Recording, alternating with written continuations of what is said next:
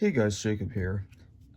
In this video, I'm going to be doing something a little different than usual.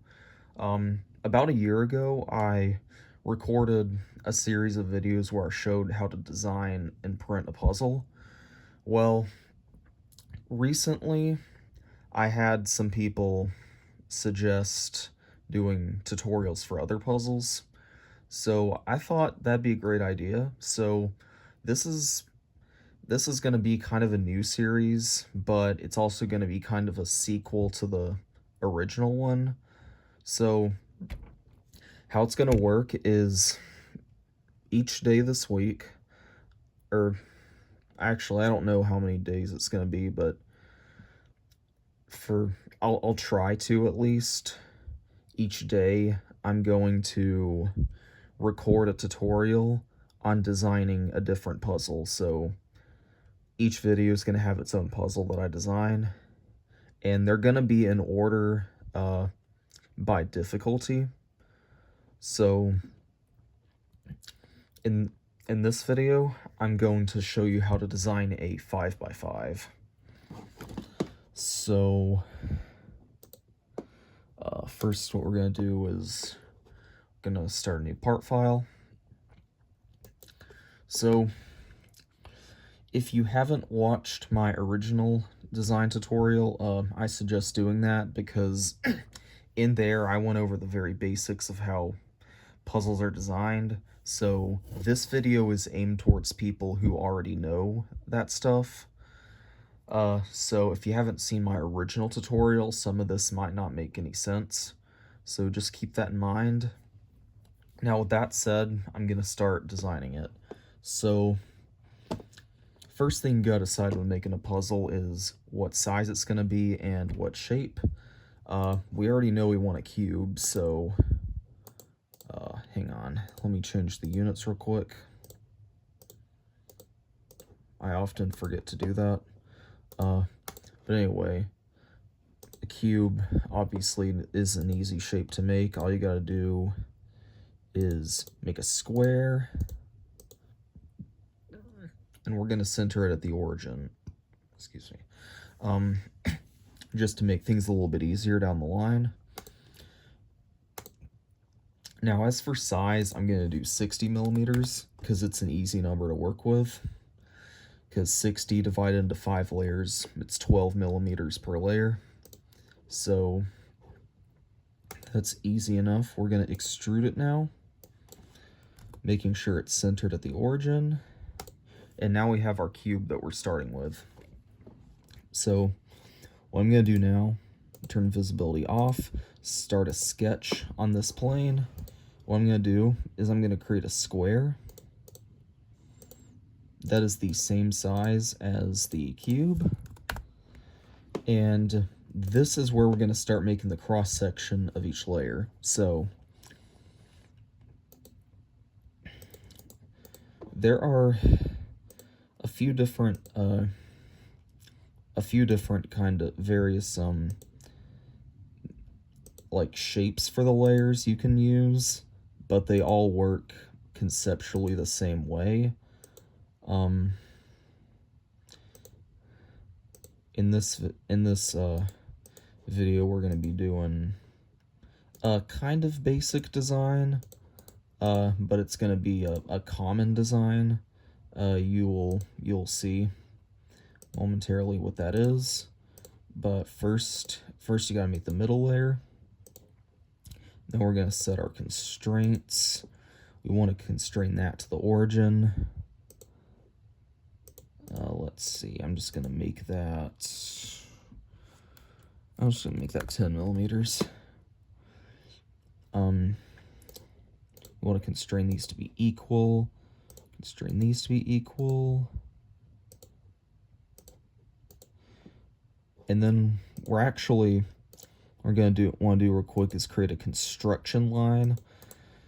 That's one thing you can do with sketches, is create a construction line or curve. That helps with creating other stuff, but it doesn't actually count as a physical line, if that makes any sense. It's just there for reference. So the reason we made this is because we're going to use the symmetric constraint to make this and this symmetrical. Because obviously with this being the middle layer, you want it to be perfectly symmetric. So what we're going to want to do is make that 12 millimeters wide. We'll make that, I don't know, let's start 5 millimeters. Or actually, wait. You're going to want to select an angle for this. Now, there's actually a special number that we use for this that results in the corner stalk being a constant width, and that is 54.74 degrees. Now, the reason for that value has to do with the angle between, I don't know, it's kind of hard to explain. Another puzzle designer by the name Lai S Cube, he does a good job explaining where this value comes from. I'll link his video in the description. But basically it involves the angle of a line between like the origin and the like corner of the cube or something. I don't remember exactly. I think it's like the inverse tangent of the square root of 2 or something. But anyway, we're now gonna set the radius of this arc. I'm just gonna do 27 for now. Now I'm just setting these dimensions for now. We can always adjust them later. So for that, I'm gonna try 5 millimeters. And then lastly, want to set this dimension. I'm gonna do 7. Okay, that looks okay. So what we're gonna want to do now is create the next cut. Whoops, hang on, forgot to exit out of construction mode.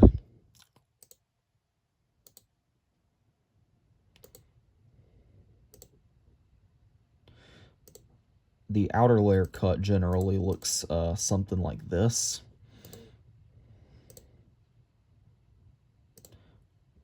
Want to make that 12 millimeters. You'll want to make this parallel to this. That way it just results in kind of a cleaner looking mechanism. They're not all angled wonky or anything. From here to here, we'll just do 3 millimeters. Same for here. And the purpose of it dipping down like this is to just increase stability. We're gonna make that, try 5 millimeters. Okay, that looks all right. And then we're actually gonna want to create a line going across here, and then go ahead and set the height of this line. Let's do 16. Okay, that looks okay. So I'm gonna adjust a few of these dimensions because I don't know, it just to make it look a little nicer, I guess. But anyway, I'm actually gonna delete this dimension, and instead I'm gonna set this dimension. Since the distance between here and here is 30 millimeters, I'm just gonna set that as 28. So that way this is 2 millimeters. That makes this about 4.3. What I'm going to do, I'm going to make this a little bit wider. I'm going to try 6 millimeters. Okay, that looks a little bit better. Let's actually make this a little bit taller. Alright, actually let's make that a little thinner. And let's make that a little bit deeper.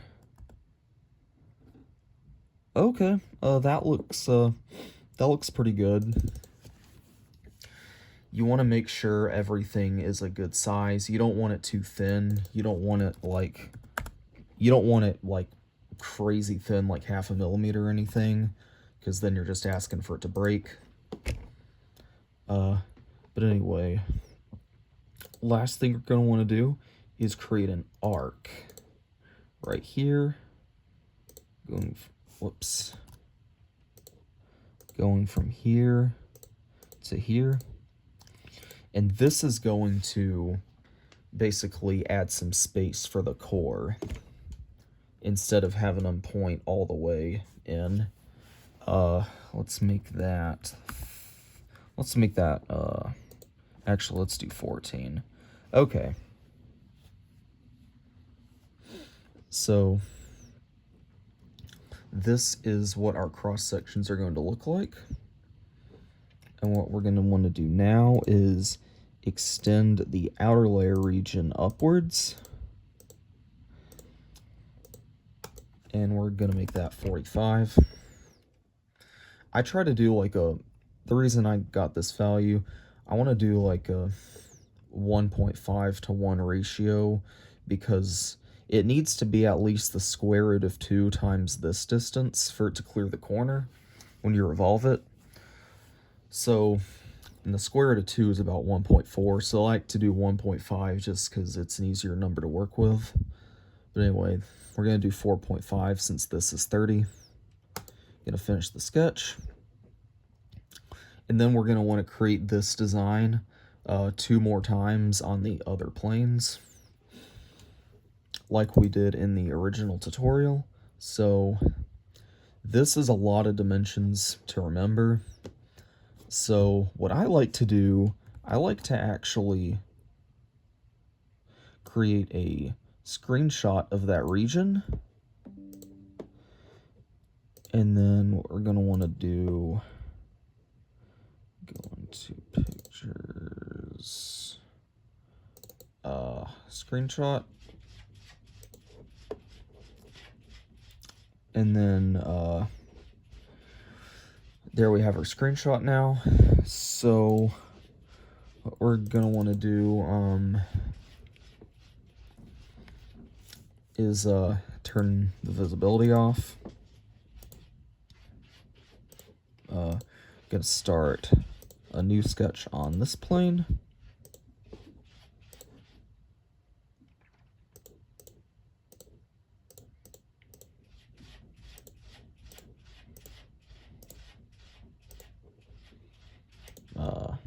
Oh yeah, we're doing it this way first.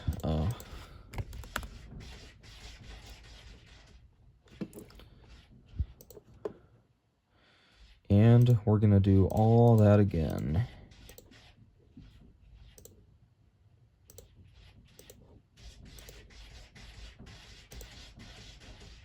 And don't mind that noise, the cat's just scratching at the door.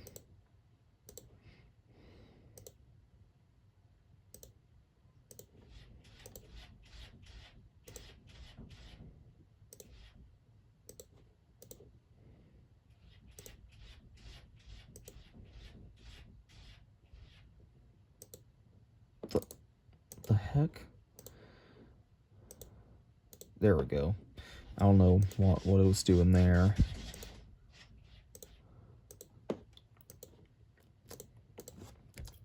Let's see, what did I do?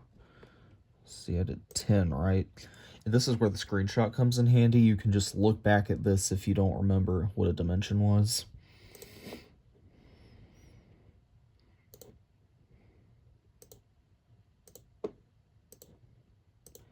But anyway, I'm going to kind of speed through this.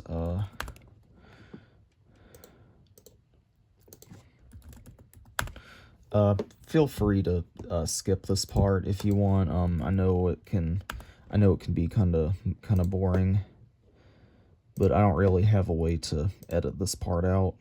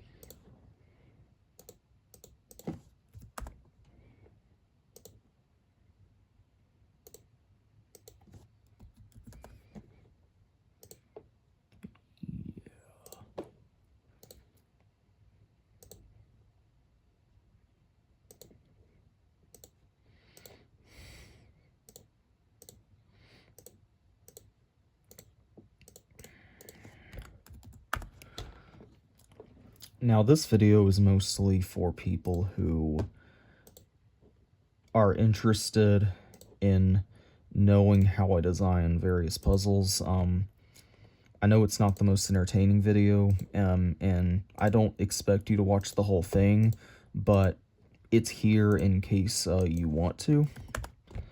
But obviously it's up to you whether you watch it or not. So anyway, for this sketch, the second and third sketch, you're gonna want these three. You'll want all three of these regions extended, and you'll see why later.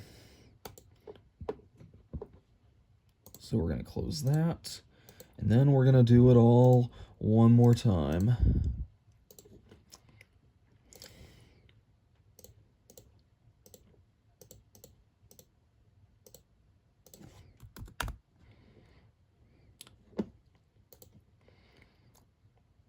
Oh, and when I get done designing the actual pieces, I won't be doing any of the finishing touches in this video because I already went over that in the original video, and this video is going to be long enough as it is. So I don't want to waste too much of your time.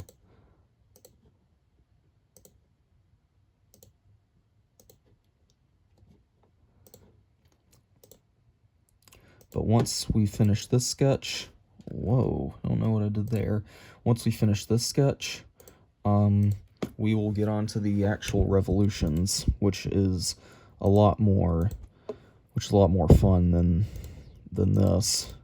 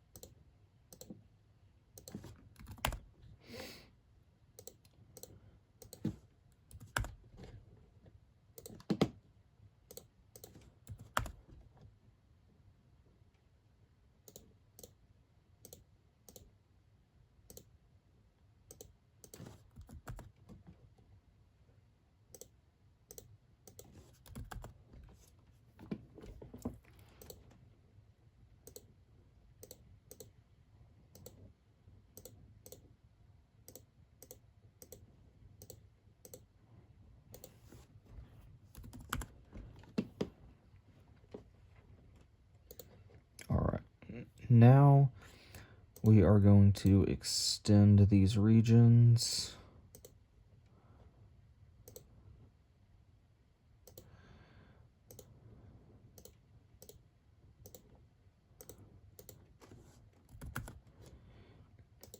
Alright. Now before we move on, I'm going to verify that these dimensions are correct. Because if you do the revolutions later and you realize you messed up a dimension, then you kind of have to redo the whole thing. So to avoid that, we're just going to double check our dimensions.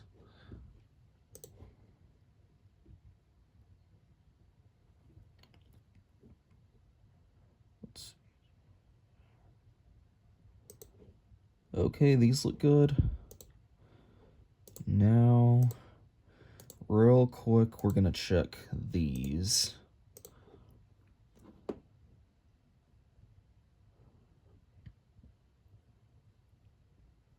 Okay, now that we have verified that our dimensions are correct, we are now going to start the fun part. So, first we're going to isolate the outer layer. By doing that, we're going to click on these two regions and then revolve it. And this right here is our outer layer. You can see that arc at the bottom created this kind of spherical cavity. That is the space for the core. So what we're going to want to do now is we're going to want to save that. Let's see, where was it? Okay. We're just going to save that as 5x5.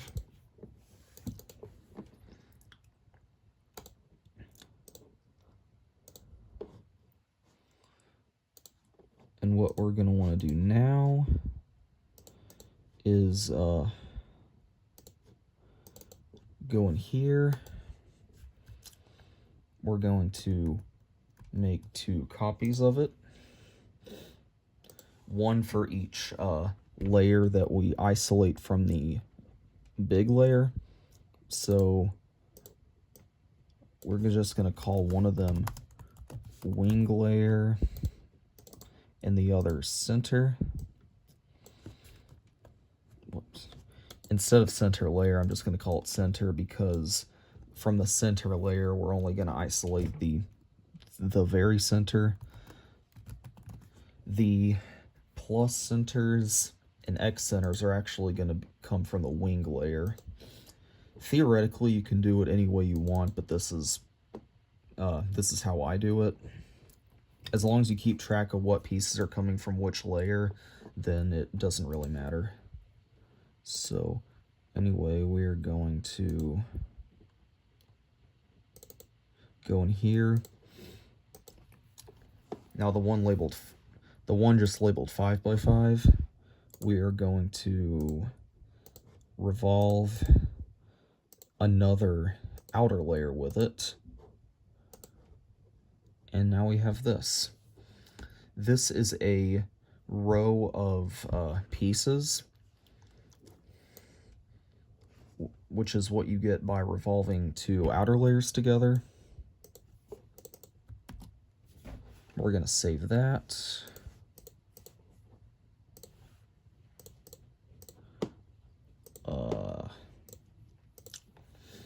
Now, real quick, we're going to make the center.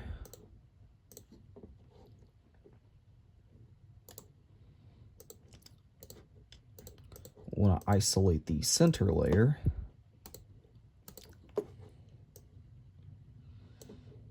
And we get this. And then we're going to do that one more time.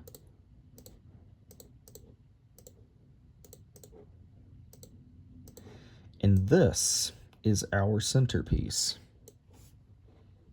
I'm going to save that.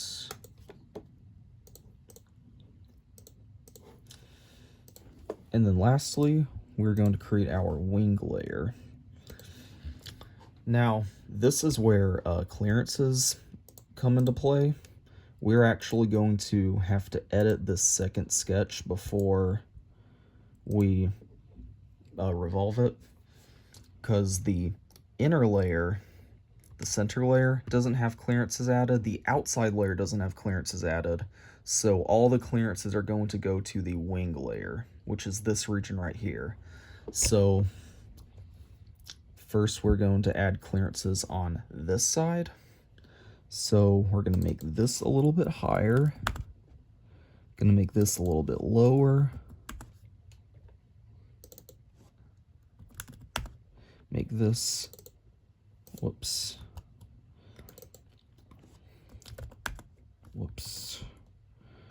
Okay, we're going to make that 2.8 for now. because right now we're just making this a little bit bigger. And then we're going to extend that to 5.7.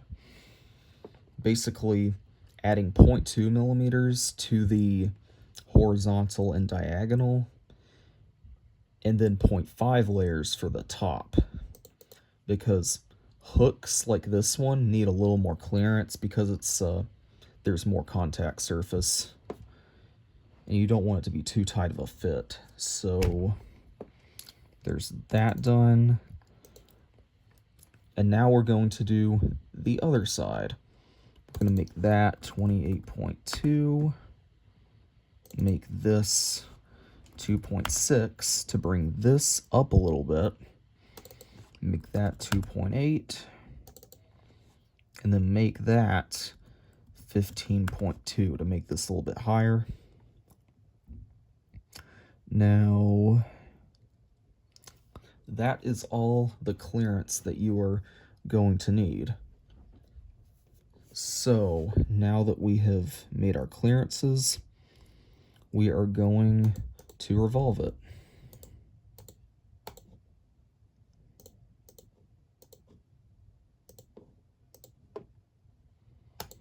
All right, and this is what our wing layer is going to look like. So we're going to save it like that. And now what we're going to want to do is copy these into their sub pieces. So this one is the outer layer, so we're going to make 2 copies of it.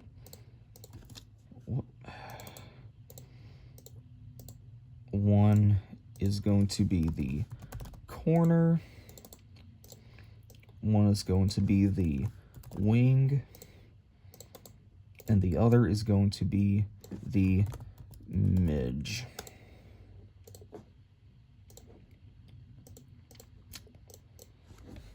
Now, the corner, we're going to isolate the outermost layer a 3rd time, because the corner is the intersection of 3 outer layers. And this is what our corner looks like. Now, the corner and midge come from the outer and center layers, so they do not need clearances added, but the wing will need clearances since it comes from the wing layer. Now, which layer you add the clearance to doesn't really matter as long as you keep track of it. So now we're going to do the midge.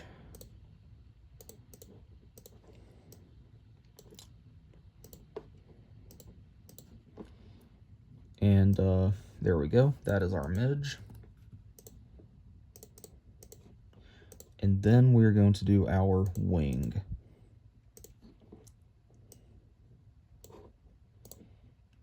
Now, we're going to have to go into this sketch and change the dimensions to accommodate the clearances.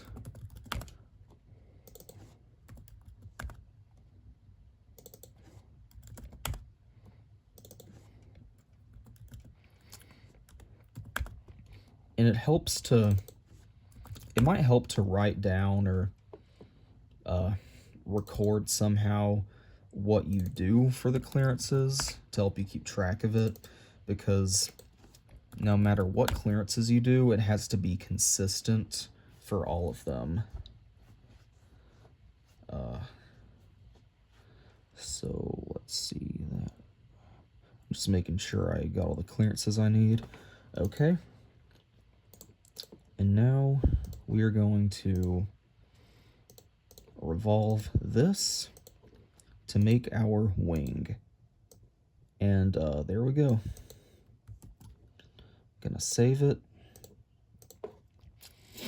And then for the last 2 types of pieces we're gonna make are the X and plus centers, and those are going to come from the wing layer. So we're gonna name one of them X center, and the other one plus center.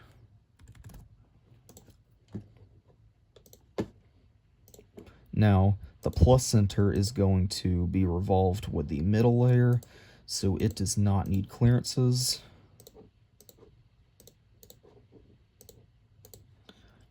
And this is what our plus center looks like. And then the last piece is going to be the X center. The X center is the intersection of two wing layers. So this means we need to add clearances.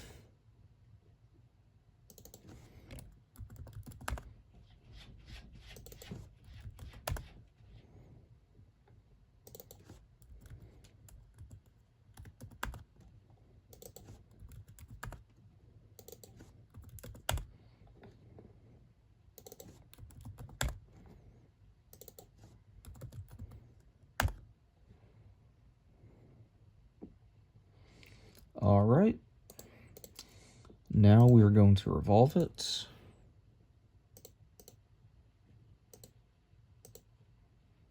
And there we go. That is our X center. Now, once you have these 6 pieces designed, you just go ahead, add all your finishing touches to them, and then you are good to go. That is going to conclude this tutorial for designing a 5x5. Tomorrow, I will be doing a video on how to design a prism. That is going to be the first tutorial where you have to create your own work plane to use as a sketch, because once you do a shape other than a cube, you can no longer just use the origin planes as a reference. So it's a bit more involved, but I will show you how to do all of that in the next tutorial.